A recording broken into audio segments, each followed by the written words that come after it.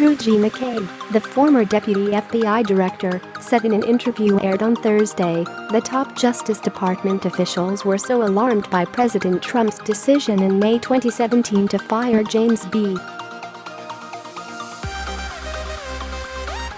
Comey, the Bureau's director, that they discussed whether to recruit cabinet members to invoke the 25th Amendment to remove Mr. Trump from office. The concerns about the president's actions also prompted Mr. McCabe to order the Bureau's team investigating Russia's election interference to expand their scope to also investigate whether Mr. Trump had obstructed justice by firing Mr. Comey. They also were to examine if he had been working on behalf of Russia against American interests. Mr. McCabe's remarks were made in an interview on 60 Minutes scheduled to air on Sunday. He was promoting his memoir, The Threat: How the FBI Protects America in the Age of Terror and Trump, which will be released next week.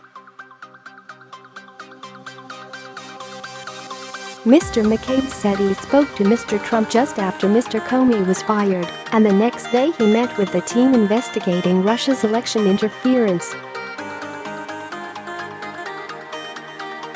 I was very concerned that I was able to put the Russia case on absolutely solid ground in an indelible fashion, Mr.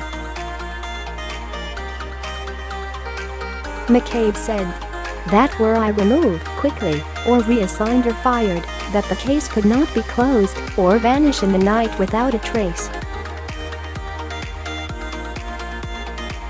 On the eve of his retirement in March 2018, Mr. McCabe was fired by Jeff Sessions, the Attorney General at the time, citing lack of candor. I wanted to make sure that our case was on solid ground, and if somebody came in behind me and closed it and tried to walk away from it, they would not be able to do that without creating a record of why they made that decision, Mr. McCabe said. As a clip from the interview with Scott Pelley was released, Mr. Pelley said on CBS This Morning that Mr. McCabe had confirmed a New York Times report that the Deputy Attorney General, Rod J. Rosenstein, had suggested wearing a wire in meetings with Mr. Trump, and that Justice Department officials discussed recruiting cabinet members to invoke the 25th Amendment to remove Mr. Trump from office. There were meetings at the Justice Department at which it was discussed whether the Vice President and a majority of the cabinet could be brought together to remove the President of the United States under the 25th Amendment, Mr. Pelley said. These were the 8 days from Comey's firing to the point that Robert Mueller was appointed special counsel.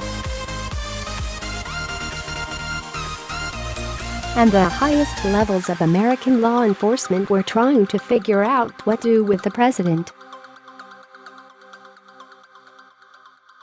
Former law enforcement officials said the comments were made during a pair of meetings on May 16, 2017.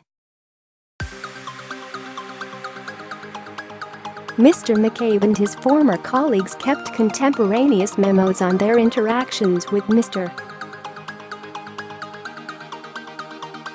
Trump and Justice Department officials. According to one of those memos written by Mr. McCabe, an excerpt from which was provided to the New York Times, the former F.B.I.